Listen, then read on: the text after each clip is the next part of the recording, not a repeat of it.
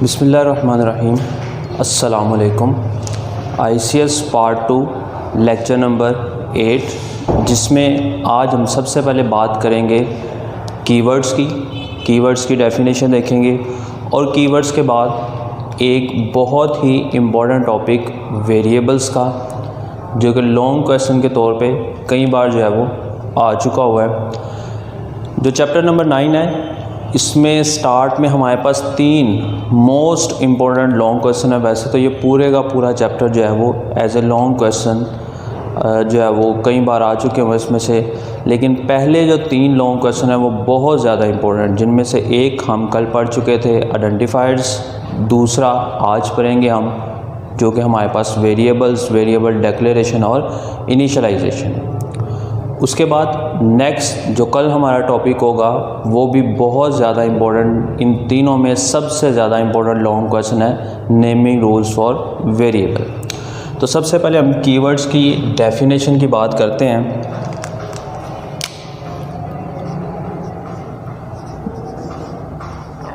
Keywords और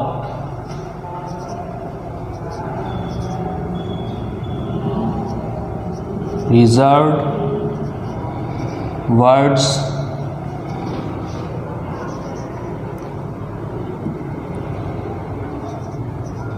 are the words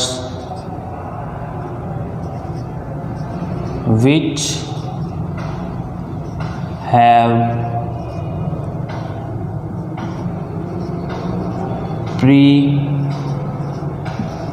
defined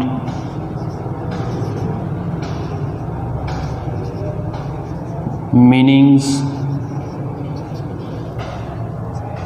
in C। Keywords or reserved words are the words which have predefined meanings in C। Keywords हैं, इनको हम reserve words भी कहते हैं, और रिजर्व वर्ड्स हमने कल भी बात की थी कि हमारे पास सी लैंग्वेज के अंदर कुछ ऐसे वर्ड्स या ऐसे फंक्शंस होते हैं जिनका मीनिंग्स पहले से डिफ़ाइन किया जाता है। जो लैंग्वेज डेवलपर होते हैं उन्होंने उनका मीनिंग बना के पहले से ही सेव करवाया होता है उस लैंग्वेज के अंदर। जैसे कि कल हमने बात की थी प्रिंट एफ की, ये हमारे पास एक कीवर्ड है, या इसको हम रिजर्व वर्ड कहते हैं। या इसके अलावा गो, ये भी हमारे पास एक कीवर्ड या रिजर्व वर्ड है। इसके अलावा हम इस्तेमाल करेंगे इंट के अलावा हम इस्तेमाल करेंगे यहाँ पे डू को, वाइल को,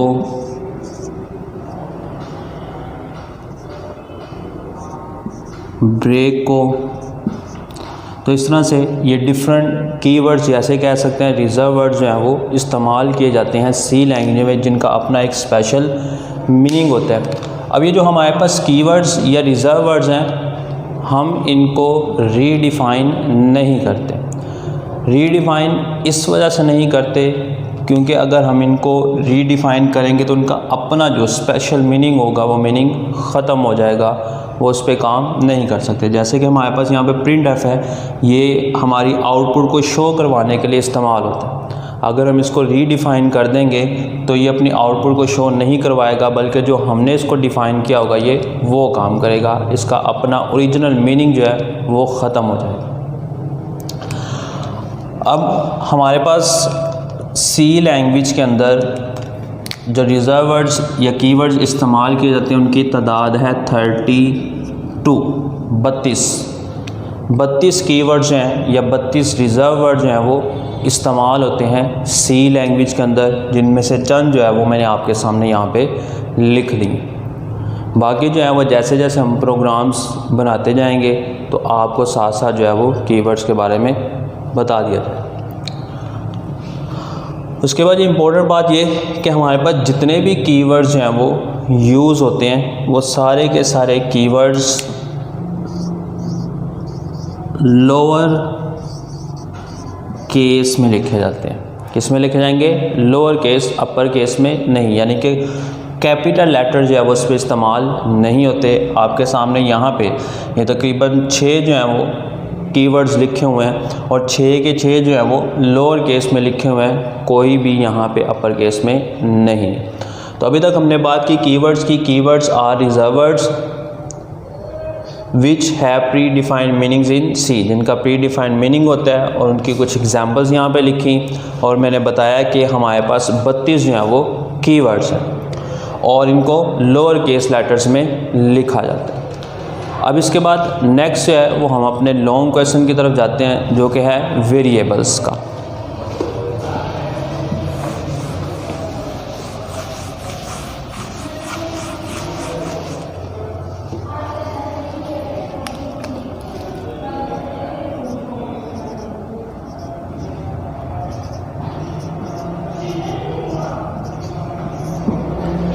जी इम्पोर्टेंट लॉन्ग क्वेश्चन है, तो सबसे पहले स्टार्ट करते हैं इसकी डेफिनेशन से। Variables are named memory locations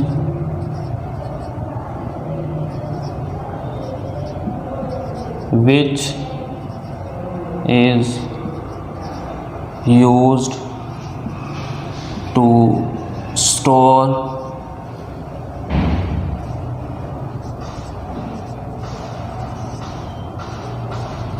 programs, input data or its computational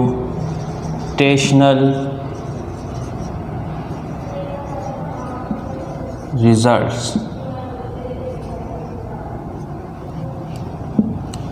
Variables are named memory locations which is used to store programs, input data or its computational results। तो variables हमारे पास नाम होते हैं जो कि किसी भी प्रोग्राम का जो इनपुट डाटा है उसको स्टोर करवाते हैं, या उसके अलावा उसका जो कंप्यूटेशनल रिज़ल्ट होता है, यानी कि कैलकुलेशन के बाद जो रिज़ल्ट आता है उस रिज़ल्ट को भी स्टोर करवाते हैं। कब? ड्यूरिंग प्रोग्राम एग्जीक्यूशन, प्रोग्राम की एग्जीक्यूशन के दौरान जो भी उसमें डाटा स्टोर करवाया जाए या उसके अलावा उसका जो कंप्यूटेशनल रिज़ल्ट हो उसको स्टोर करवाने के लिए हम इस्तेमाल करते हैं वेरिएबल्स को। अब अगर वेरिएबल्स की बात की जाए तो वेरिएबल्स की जो वैल्यू होती है वो एग्जीक्यूशन के दौरान चेंज हो सकती है। जैसे कि नाम से जाहिर है वेरिएबल कांस्टेंट ऐसी वैल्यू जिनको हम चेंज नहीं करवा सकते, जबकि वेरिएबल्स को हम चेंज करवा सकते हैं। तो इसका मतलब कि वैल्यूज़ जो हैं वो चेंज हो सकती हैं ड्यूरिंग एग्जीक्यूशन वेरिएबल की। अब वेरिएबल जो है इसको क्रिएट करवाया जाता है रैम में। रैम मेमोरी में जो है वो हमारा वेरिएबल क्रिएट होता है, जो कि एक MCQ पूछा जाता है कि वेरिएबल्स को कहाँ क्रिएट करते हैं।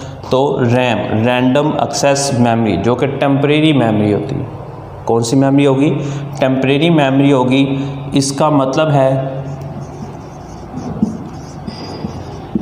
कि यहाँ पे जो भी डाटा स्टोर होगा वो टेम्परेरी स्टोर होगा। जो भी डाटा स्टोर करवाया जाएगा वो टेम्परेरी स्टोर होगा। जितनी देर तक हमारा प्रोग्राम एग्जीक्यूट होगा वो डाटा उसमें रहेगा। जैसे ही प्रोग्राम टर्मिनेट हो जाएगा तो हमारा डाटा उस मेमोरी के अंदर से ख़त्म हो जाएगा। तो वेरिएबल्स को रैम में क्रिएट करवाया जाता है और रैम जो है ये एक टेम्परेरी मेमोरी है, और इसका मतलब है हमारा डाटा जो है वो टेम्परेरी उस रैम के अंदर, उस मेमोरी के अंदर जो है वो स्टोर होगा। उसके बाद ये अगर हम एक स्केच बनाएं यहाँ पे मेमोरी का, और जब हम एक वेरिएबल बना के उसमें कोई वैल्यू को स्टोर करवाते हैं तो हमें यहाँ से 3 तरह की चीज़ें जो हैं वो मिलती हैं।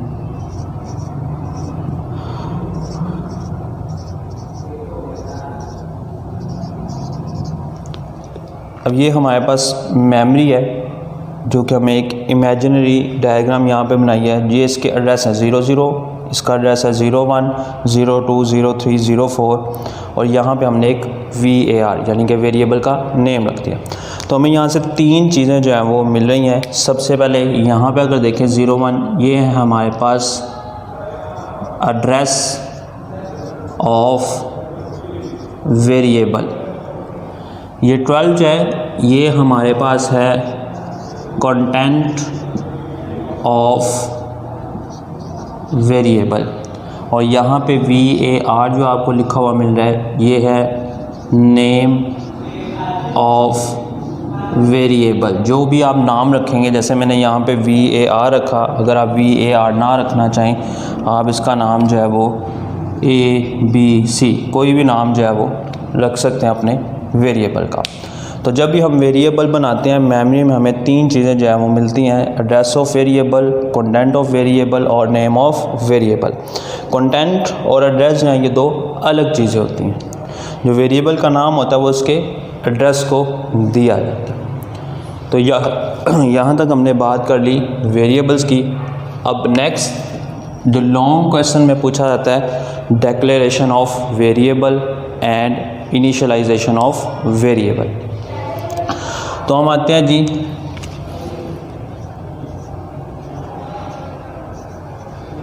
Declaration of variable. पहले हमने बात की सिंपल वेरिएबल की कि वेरिएबल हमारे पास नेम्ड मेमोरी लोकेशंस होते हैं, यानी कि जो मेमोरी लोकेशंस हैं उनको नाम दिया जाता है डाटा को स्टोर करवाने के लिए। वो डाटा जो कि प्रोग्राम के दौरान इनपुट किया जाए या कैलकुलेशन होने के बाद कंप्यूटेशन रिज़ल्ट आता है उसको प्रोग्राम एग्जीक्यूशन के दौरान। उसके बाद हमने बात की कि जो वेरिएबल्स हैं ये रैम में बनाए जाते हैं और ये टेम्परेरी होते हैं, डाटा को टेम्परेरी स्टोर करते हैं, परमानेंट डाटा को स्टोर नहीं कर सकते। और प्रोग्राम एग्जीक्यूशन के दौरान जो हमारे पास वैल्यू होती है वेरिएबल की वो वैल्यू चेंज हो सकती है। और जब हम एक वेरिएबल बनाएं और इसमें कोई डाटा को स्टोर करवाएं तो हमें तीन तरह की वैल्यूज़ हैं वो मिलते हैं, एक address of variable, content of variable और नेम ऑफ वेरिएबल। उसके बाद ये डिक्लेरेशन ऑफ वेरिएबल की अगर बात की जाए तो हमारी सी लैंग्वेज जो है इसको हम स्ट्रॉन्गली टाइप लैंग्वेज कहते हैं। C is a strongly type language. वो इस वजह से कहा जाता है क्योंकि हमारे पास जितने भी वेरिएबल इस्तेमाल होते हैं उनको इस्तेमाल करने से पहले डिक्लेयर करना लाजमी होता है। अगर उनको डिक्लेयर ना किया जाए तो हमारा कंपाइलर जो है वो हमें एक एरर मैसेज देता है अनडिक्लेयर्ड वेरिएबल्स। अगर हम कोई वेरिएबल जो है वो इस्तेमाल करें लेकिन उसको डिक्लेयर ना करें इस्तेमाल करने से पहले तो कंपाइलर एक एरर मैसेज दे देगा अनडिक्लेयर्ड वेरिएबल। इस वजह से जो भी हम वेरिएबल अपने प्रोग्राम में इस्तेमाल करते हैं उसको इस्तेमाल करने से पहले डिक्लेयर करना लाजमी होता है। तो अब वो डिक्लेयर कैसे करते हैं वो हम सीखते हैं। तो वेरिएबल्स को डिक्लेयर करने से पहले हमें उसकी डाटा टाइप बतानी होती है। अगर हम उसके सिंटैक्स की बात करें वेरिएबल डिक्लेरेशन के तो सबसे पहले यहाँ पे लिखी जाती है जी डाटा टाइप।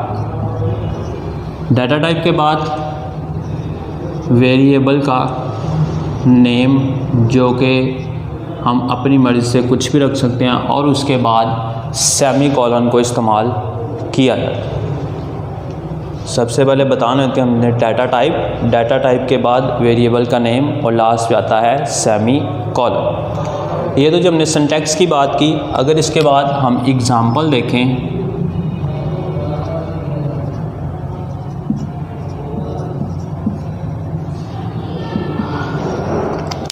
यहाँ पे हम लिखते हैं जी इंट। ये इंट जो है ये हमारे पास है डाटा टाइप जो कि ये बताती है कि किस टाइप का डाटा जो है वो हम स्टोर करवाएंगे अपने इस वेरिएबल के अंदर। यहाँ पे हमने ले लिया इंट। इंट के बाद हम यहाँ पे लिख लेते हैं जी नम यानी कि नंबर और उसके बाद लगा दिया सेमीकोलन। इसका मतलब है कि हमने एक डाटा टाइप ली कौन सी, इंट, और उसमें वेरिएबल का नाम क्या रखा, नम।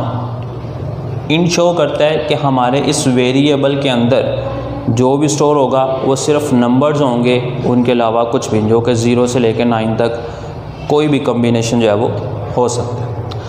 अगर हम डाटा टाइप जो है इसके साथ एक से ज़्यादा वेरिएबल्स को डिक्लेयर करवाना चाहें तो वो भी हम कर सकते हैं। ज़रूरी नहीं कि हर वेरिएबल के लिए अलहदा से डाटा टाइप को इस्तेमाल किया जा सके।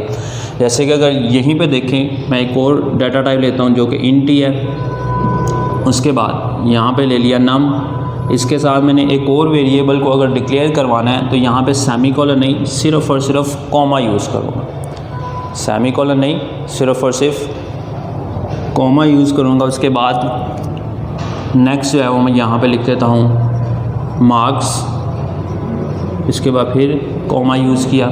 उसके बाद यहाँ पे एक और वेरिएबल AVG एवरेज, और इसके बाद सेमीकोलन। इसका मतलब है यहाँ पे मैंने एक डाटा टाइप के साथ 3 वेरिएबल्स को डिक्लेयर करवा दिया। एक है नम, मार्क्स और एवरेज, और तीनों की जो डाटा टाइप है वो इंट, यानी कि तीनों के अंदर जो है वो नंबर्स को डिक्लेयर करवाया जा सकता है। नंबर के अलावा किसी को डिक्लेयर नहीं, नंबर के अलावा किसी को भी स्टोर नहीं करवाया जा सकता। अगर हम डाटा टाइप्स की बात करें तो हमारे पास मुख्तलिफ डाटा टाइप्स हैं वो यहाँ पे इस्तेमाल की जाती हैं। यहाँ पे इंट की बात की, इंट के अलावा फ्लोट जो कि पॉइंट्स वैल्यू को स्टोर करवाने के लिए इस्तेमाल करते हैं। इसके अलावा हम इस्तेमाल करते हैं यहाँ पे चार जो कि कैरेक्टर्स को स्टोर करवाने के लिए इस्तेमाल करते हैं। तो इस तरह से ये डिफरेंट डाटा टाइप्स हैं। या इसके अलावा हम यहाँ पे डबल को यूज़ करते हैं, ठीक है जी। तो डिफरेंट डाटा टाइप्स हैं, वो कौन कौन सी डाटा टाइप्स हैं इंशाल्लाह नेक्स्ट हमारा टॉपिक आएगा तो उसमें हम मज़ीद डिटेल से जो है वो बात करेंगे। तो अभी तक हमने डिक्लेरेशन ऑफ वेरिएबल की बात की और उसमें हमने देखा कि हम डिक्लेयर करने के लिए सबसे पहले डाटा टाइप लिखते हैं, डाटा टाइप के बाद वेरिएबल का नेम, और डाटा टाइप ये बताती है कि जो हमने वेरिएबल यूज़ किया है उसमें किस टाइप का डाटा जो है वो स्टोर होगा। तो ये हमने यहाँ पे एग्जांपल लिखी इंट नम।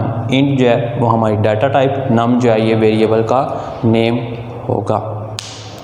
अब इसके बाद नेक्स्ट जो हमारे पास है वो है जी इनिशियलाइजेशन ऑफ वेरिएबल। उससे पहले एक छोटा सा डिफरेंस है वो यहाँ पे बताया गया है, डिक्लेयरिंग और डिफाइनिंग। अब उसमें क्या डिफरेंस है उसकी पहले थोड़ी सी बात कर लेते हैं, फिर हम अपने टॉपिक के एंड की तरफ आएंगे, इनिशियलाइजेशन की तरफ। जब हम डिक्लेयर करते हैं किसी भी वेरिएबल को, यानी कि उसकी डाटा टाइप लिखते हैं और साथ में उसका नाम बताते हैं, तो इसको हम डिक्लेयरिंग कहते हैं। ये जो कंपाइलर को इन्फॉर्मेशन देता है सिर्फ ये बताता है कि हमारे वेरिएबल का नाम क्या है और उसमें किस किस्म की वैल्यू जो है वो स्टोर होगी। उसको अभी तक कोई भी मेमोरी लोकेशन जो है वो हमारा कंपाइलर नहीं देता। लेकिन डिफाइनिंग में क्या होगा, डाटा टाइप के साथ वेरिएबल का नेम और वेरिएबल के साथ उसको मेमोरी लोकेशन भी अलॉट कर दी जाती है। डिक्लेयरिंग के अंदर सिर्फ डाटा टाइप और वेरिएबल का नेम जो है ये कंपाइलर को इन्फॉर्मेशन मिलती है, जबकि डिफाइनिंग के अंदर इस इंफॉर्मेशन के साथ साथ उसको मेमोरी लोकेशन जो है वो भी अलॉट कर दी जाती है। तो बेसिकली डिफाइनिंग और डिक्लेयरिंग में कोई ज़्यादा डिफरेंस नहीं है, सिर्फ़ और सिर्फ मेमोरी एलोकेशन का। जब हम डिक्लेयर करवाते हैं तो उसके साथ ही डिफाइनिंग का प्रोसेस भी खुद ब खुद जो है वो परफॉर्म हो जाता है। तो ये था जी हमारे पास डिक्लेयरिंग और डिफाइनिंग। इसके बाद लास्ट में हम बात करते हैं इनिशियलाइजेशन की।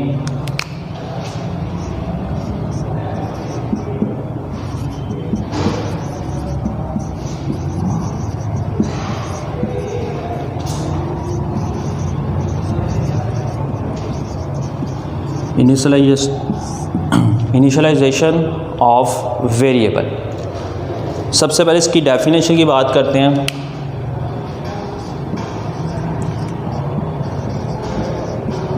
Assigning a value to a variable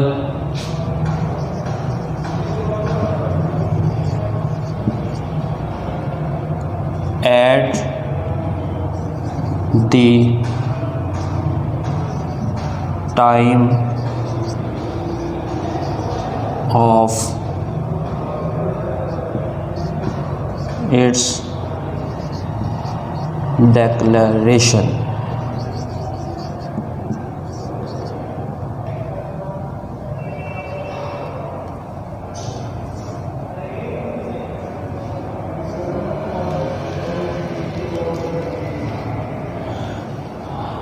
जब हम एक वेरिएबल को डिक्लेयर करते हैं, अगर हम उसको उसी टाइम कोई वैल्यू भी असाइन कर दें तो उसको हम वेरिएबल इनिशियलाइजेशन जो है वो कहेंगे। ठीक है जी। जब हम एक वेरिएबल को डिक्लेयर करेंगे और उसको वैल्यू असाइन अगर ना करें तो हमारा कंपाइलर उसमें ख़ुद ब खुद जो है वो एक मीनिंगलेस वैल्यू को स्टोर करवा देता है, और उस मीनिंगलेस वैल्यू को हम गार्बेज वैल्यू का नाम देते हैं। जब हम अपने वेरिएबल को डिक्लेयर करवाते हैं तो डिक्लेयर करवाने के साथ हमारा जो कंपाइलर होता है उस मेमोरी लोकेशन के अंदर एक मीनिंगलेस वैल्यू को स्टोर करवा देता है, और उस मीनिंगलेस वैल्यू को हम गार्बेज वैल्यू कहते हैं। अब इससे नुकसान ये होता है कि जब भी हम कोई कंप्यूटेशन या कोई कैलकुलेशन करते हैं तो उस गार्बेज वैल्यू की वजह से हमारा जो रिज़ल्ट है वो अनएक्सपेक्टेड, यानी कि रिज़ल्ट जो है वो ख़राब हो जाता है। तो इस चीज़ से बचने के लिए जब हम अपने वेरिएबल को डिक्लेयर करवाते हैं तो साथ ही उसको इनिशियलाइज यानी कि उसको वैल्यू भी उसी टाइम जो है वो हम असाइन कर देते हैं। अब इसके सिंटैक्स की अगर बात की जाए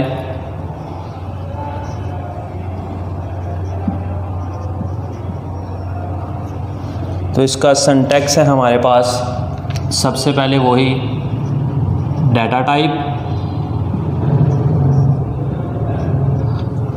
डाटा टाइप के बाद वेरिएबल का नेम आएगा, उसके बाद इक्वल का साइन, और इक्वल के साइन के बाद हमारी वैल्यू जो हमने उसको वैल्यू असाइन करनी होगी, और फिर यहाँ पे हम यूज़ करेंगे सेमीकोलन।